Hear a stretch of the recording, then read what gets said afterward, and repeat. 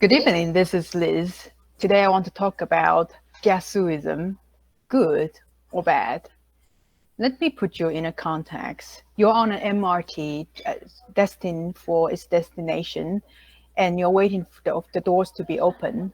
But once it's opened, you are elbowed left and right by boarding passengers eager to get on. Does this sound familiar to you? In Singapore, this is a widely acknowledged culture called Kiasu, translated from the Hokkien Chinese dialect, meaning the fear of losing out.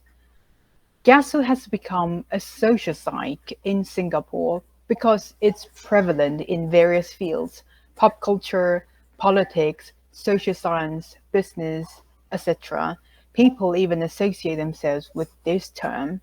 However, Kiasu can be broken down into a series of behavioral traits which are not only present in Singapore. In my view, the mentality of Kiasu is closer to our survival instinct, an interpretation addressed by Dr. Leong Chang-hun, a research fellow at the Institute of Policy Studies at the National University of Singapore. Moreover, this Kiasu instinct has surged during the wave of the COVID-19 pandemic. I observed that at the beginning of this epidemic, toilet paper were always in shortage in the supermarkets.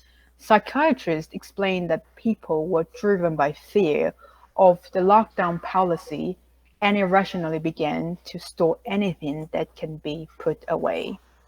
Secondly, Kiasu behavior is also observed frequently at the wedding banquet.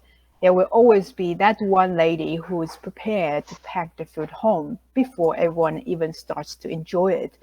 Last but not least, young people love to queue for anything that is limited edition.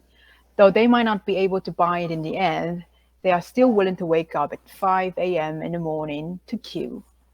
These are just a few typical behavior traits that could be identified as Kiasu behavior or mentality. But is Kiasuism all that bad? I believe there is something to be learned from this Singaporean spirit. On the one hand, at the time of the COVID-19, medical resources are limited and vital. Therefore, it is crucial to step up sometimes to defend your and your family's right.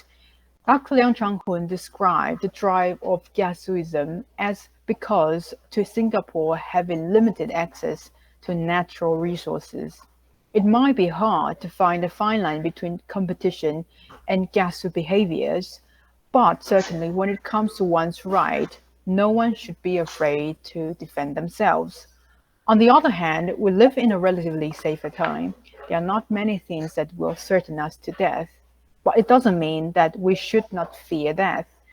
Death is the most natural response our ancestor has passed down to us. I believe it's this mentality that has motivated the Taiwanese people willing to put their mask on all the time.